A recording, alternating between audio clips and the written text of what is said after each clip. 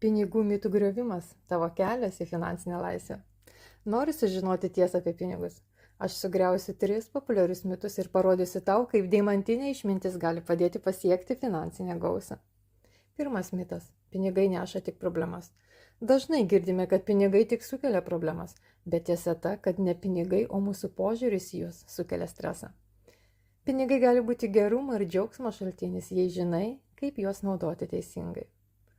Antras mitas, kad uždirbtum daugiau, turi sunkiai dirbti. Mes dažnai manome, kad didesni pinigai reiškia didesnį darbo krūvį.